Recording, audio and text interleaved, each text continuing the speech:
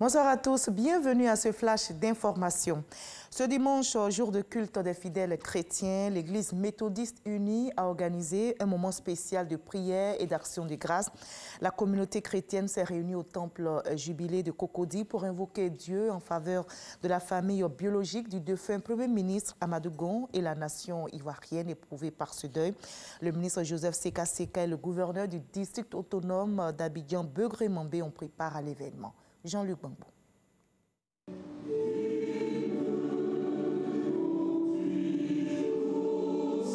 C'est un autre acte de compassion et de soutien à la Côte d'Ivoire suite à la perte de son Premier ministre que l'Église méthodiste unie vient de poser.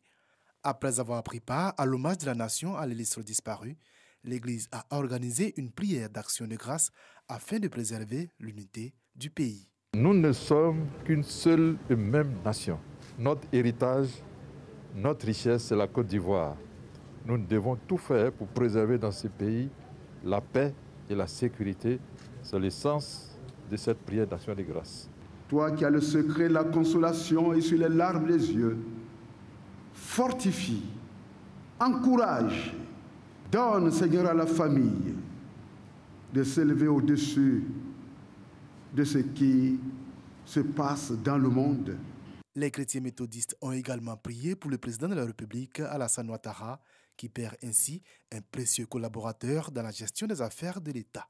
Nous savons ce que représente pour lui cette disparition. Seul Dieu peut le consoler et l'aider à continuer d'assumer ses tâches. Seul Dieu peut le garder, le soutenir, lui accorder sa présence par rapport à l'exercice de ses responsabilités. Recueillement, chants et prières ont été adressés à Dieu pour qu'il étende sa main de grâce sur la famille du défunt. Un signe d'attachement de ses fidèles à l'ex-premier ministre qui fut, pour plusieurs d'entre eux, un modèle.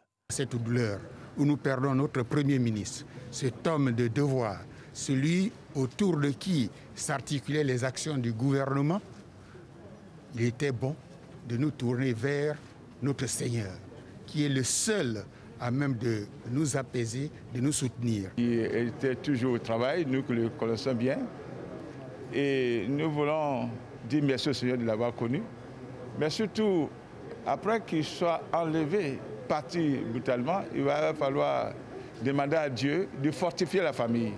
Notons que cette prière d'action de grâce qui s'est déroulée sur toute l'étendue du territoire est une initiative du gouverneur Robert Begré Mambé, fidèle de l'Église méthodiste unie de Côte d'Ivoire. Le travail, l'une des valeurs qu'il incarnait, le Premier ministre ivoirien lègue cet héritage à notre nation.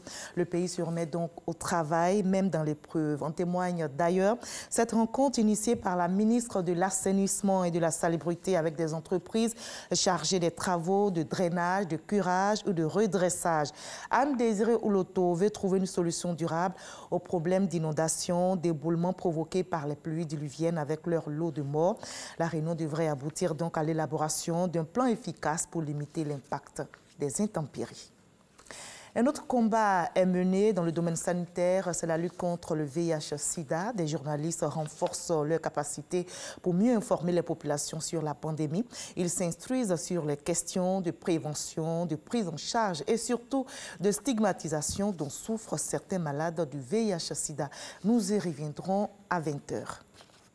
Ailleurs au Mali, la mission de la CEDEAO propose un gouvernement d'union nationale avec 50% de membres issus du pouvoir. Goodluck Jonathan, le chef de la délégation, et le président de la commission de la CEDEAO viennent justement de publier les résultats de leur médiation en vue de dénouer la crise malienne. La CEDEAO recommande le maintien au pouvoir du président Ibrahim Boubacar Keïta alors que la principale revendication de la contestation est justement la démission de ce dernier. La mission préconise aussi la mise en place d'une nouvelle Cour constitutionnelle. Cette feuille de route est rejetée en bloc par le mouvement du 5 juin M5.